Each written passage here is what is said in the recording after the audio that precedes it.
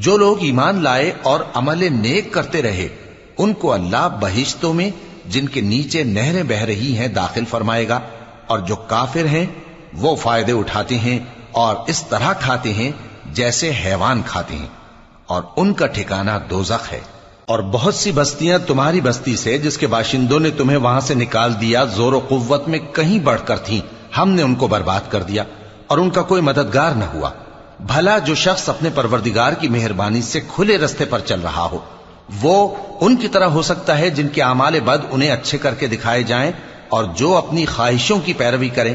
وہ جنت جس کا پرہیزگاروں سے وعدہ کیا جاتا ہے اس کی صفت یہ ہے کہ اس میں ایسے پانی کی نہریں ہیں